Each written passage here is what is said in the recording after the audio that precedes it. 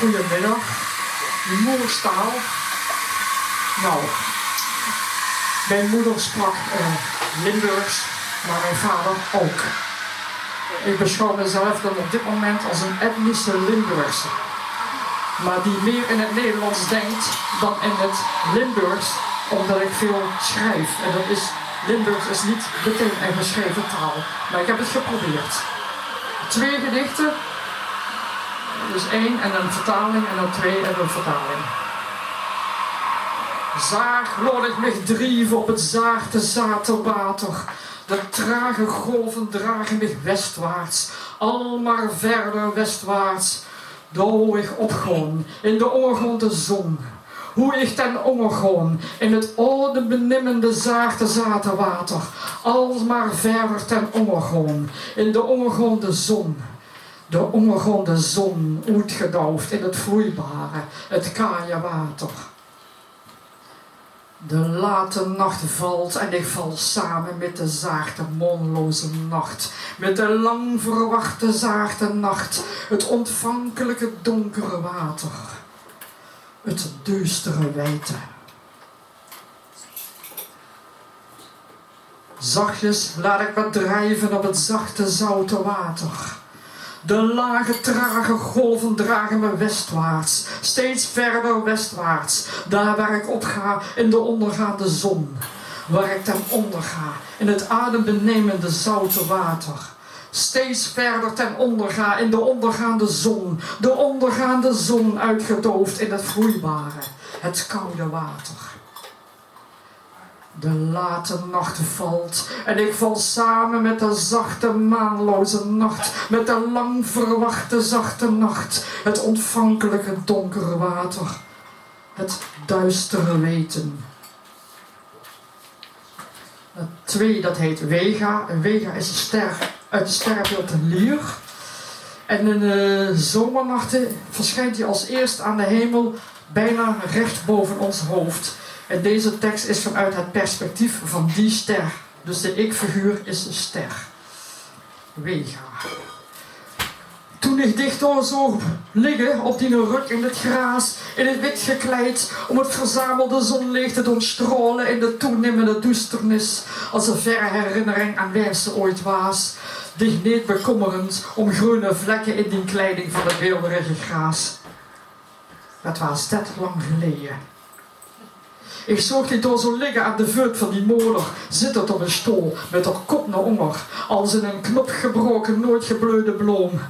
Ik zag alleen maar de bovenkant van haar kop, haar schouwers en haar arm over de leuning en haar voet in zwarte schoen gestoken. Dat was zo lang geleden. Ik zag wie het water in de beken zag, kabbelend aan u voorbij stroomde, als fluisterende begeleiding van onuitsprekelijke gedachtes. Slechts het gesnater van een eend accentueerde de donkerblauwe stilte van een zwoele zomeravond. Ach, zo lang geleden. Ik zag dich zo liggen, een witte vlek in de schemer op het zwart werende gras, en die keek recht naar boven. Die ogen weerspiegelden de steeds donkerder werdende hemel, en ik wist, du zoogst mich auch. Zo lang geleden. Wie groot de afstand tussen ons ook was, jaren en tijd en ruimte, en wie veel over elkaar verschilden, verkeken elkaar aan en doorgroeiden elkaar. Ik kende die naamloze verlangen, du kendes mijn lichtende wezen. Ik zocht dich door zo liggen op die rug in het gras, met open ogen verloren in ik weet niet wat. Onze blikken ontmoetten elkaar op een punt ver in de vergetelheid. Nou, Nederlands. Toen ik jou daar zo zag liggen, op je rug in het gras, in het wit gekleed, om het verzamelde zonlicht te doen stralen in de toenemende duisternis, als een verre herinnering aan wie je ooit was, je niet bekommerend om groene vlekken in je kleding van het weelderige gras. Wat was dat lang geleden? Ik zag jou daar zo liggen aan de voeten van je moeder, zittend op een stoel met haar hoofd naar beneden, als in een knop gebroken, nooit gebloeide bloem. Ik zag slechts de bovenkant van haar hoofd, haar schouders en haar armen over de leuning, aan haar voeten en zwarte schoenen gestoken. Dat was zo lang geleden.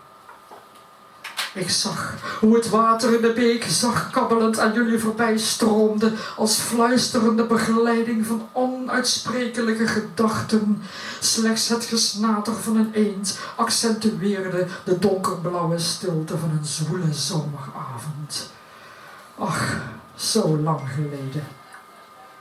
Ik zag jou daar zo liggen, een witte vlek in de schemer op het zwart wordende gras, en je keek recht naar boven. Jouw ogen weerspiegelden de steeds donkerder wordende hemel, en ik wist, jij zag mij ook. Zo lang geleden. Hoe groot de afstand tussen ons ook was, jaren en tijd en ruimte, en hoe wij ook van elkaar verschilden. We keken elkaar aan en doorschouwden elkaar. Ik kende jouw naamloze verlangen. Jij kende mijn lichtende wezen. Ik zag jou daar zo liggen op je rug in dat gras. Met open ogen, verloren en ik weet niet wat.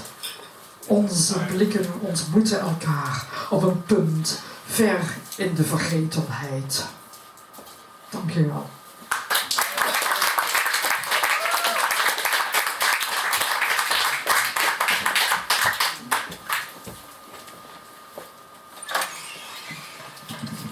In Uiteraard.